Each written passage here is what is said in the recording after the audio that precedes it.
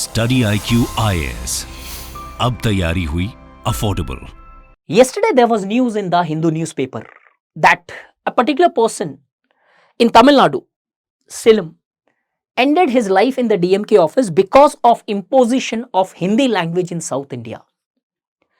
हमने religious fundamentalism की हर जगह बात की है. Fundamentalism refers to infallibility of scriptures, जहां पे हम कोई दूसरे थॉट को एक्सेप्ट ही नहीं करना चाहते हैं, मानते हैं कि हमारे स्क्रिप्चर्स ही सबसे ज्यादा इंपॉर्टेंट है. But beside religious fundamentalism, are we as a society moving towards linguistic fundamentalism? क्या लैंग्वेज फंडामेंटलिज्म भी हो रहा है सोसाइटी के अंदर? Acceptance, change is a universal law. Whether you accept it or not, change is going to take place. Evolution is going to take place in this society. Language, I understand, is an important aspect of culture, and culture largely directly hits our sentiments. Anything with the point of view of imposition would always be rebelled. China के अंदर जब protest होने लगी, जब highly autocratic society है, तो it's well accepted कि democratic society like India के अंदर तो प्रोटेस्ट होगी, लाजमी है जब भी अगर आप कुछ चीज उधर इंपोज करने की कोशिश करोगे तो. लेकिन सबसे इंपॉर्टेंट मुद्दा यह नहीं है कि हिंदी इंपोज की जाए या कन्नड़ा इंपोज की जाए या कोई और दूसरी लैंग्वेज इंपोज की जाए. सबसे इंपॉर्टेंट मुद्दा यह है कि क्यों हम इतने क्लोज माइंडसेट से आगे बढ़ रहे हैं. The problem is not lying with the people. The problem is with the political parties. Political parties, because of their vote bank politics to the extreme-most extent, they have politicized almost every aspect of it, as a result of which imposition of some other language largely looks like a threat to one's culture. क्या हिंदी पढ़ के south India में तमिल का classical stretcher कम हो जाएगा? कन्नड़ा का शायद क्या इंपॉर्टेंस कम हो जाएगा? और सेम चीज, क्या ये लैंग्वेज अगर नॉर्थ इंडिया में नॉर्थ इंडियंस के ऊपर लगाई जाए तो क्या हिंदी का वैल्यू कम हो जाएगा? क्यों हम हमेशा सुपीरियरिटी और इंफीरियरिटी डिबेट पे आ जाते हैं? कोई भी लैंग्वेज इंफीरियर और सुपीरियर नहीं है. लैंग्वेज एक माध्यम है, जरिया है कम्युनिकेट करने का, समझने का, फीलिंग्स, इमोशंस को अंडरस्टैंड करने का. इसको अगर हम पॉलिटिसाइज करने लगे तो शायद डेवलपमेंट हमारा सबसे पहला विक्टिम होगा इस चीज का. Because in contemporary time where the globalised world is present, in circumstances पे आप हर लैंग्वेज, हर भाषा की तरफ ओपन माइंडसेट रखना पड़ेगा. सर ये तो आपने कह दिया, बट नॉर्मली जब ये बात करते हैं तो सबसे पहले काउंटर आर्ग्यूमेंट जो आता है वो ये होता है कि सर साउथ इंडिया के अंदर तो हिंदी इंपोज की जा रही है, नॉर्थ इंडिया के अंदर कन्नड़ा, तमिल, मलयालम, मराठी या फिर असमीज क्यों नहीं सिखाई जा रही है? मेरे हिसाब से शायद इसलिए नहीं सिखाई जाती है. क्यों? क्योंकि जो नॉर्थ इंडिया है वहां पे कॉमन लैंग्वेज चलती है. वो कॉमन लैंग्वेज ऑलमोस्ट पूरे नॉर्थ इंडिया के अंदर वेल एक्सेप्टेबल है और इजीली कम्युनिकेट कर पाते हो आप. साउथ इंडिया के अंदर अगर आप जाओ तो कॉमन लैंग्वेज जो बनती है वो है English. English speaking skill in itself is a luxury in India. When we see that when people travel from North India to South India, they try to learn Kannada. ನಂದು ಎಲ್ಲ education ಬ್ಯಾಂಗ್ಳೂರಿಂದ ಆಗಿರೋದು. ನಾನು north Indian, but Kannada ನಾನು ಕಳ್ಕೊಂಡಿದ್ದೀನಿ ತಾನೆ. I have learned Kannada and at least my Kannada may not be perfect. Apologies for that. But at the same time, I have understood Kannada. I have tried to learn Kannada.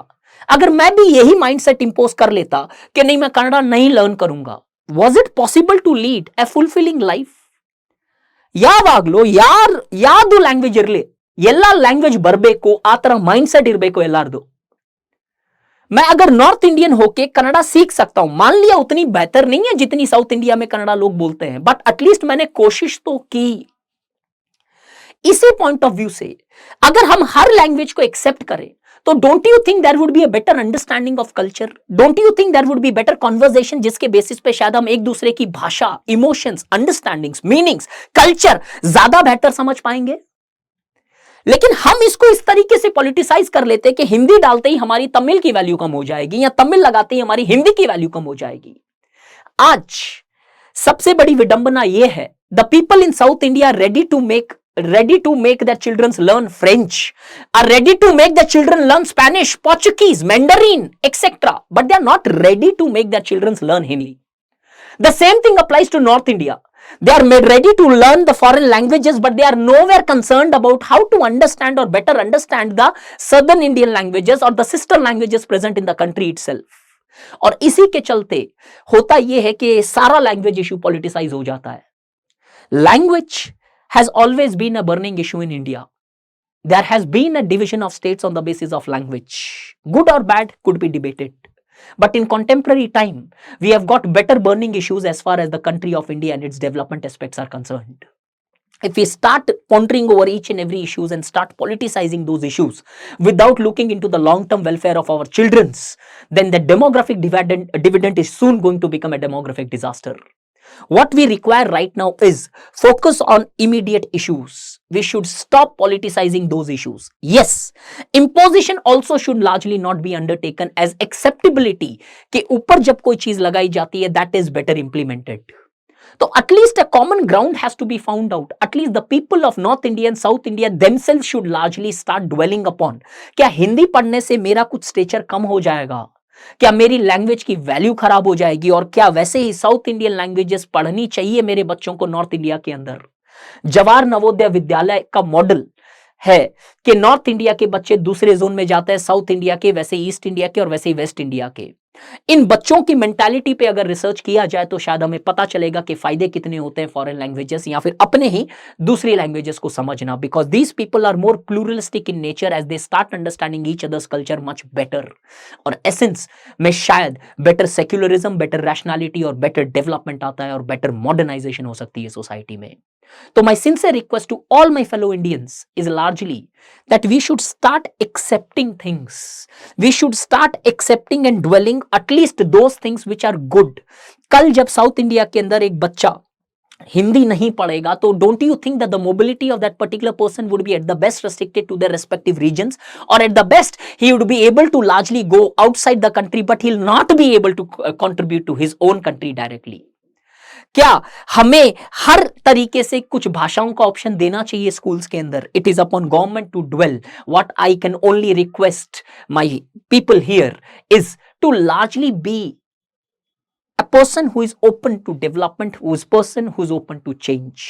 Everything should not just be politicized. These may bring or deepen the existing fissures present in the Indian societies. Thank you. Jai Hind. Study IQ IAS अब तैयारी हुई affordable.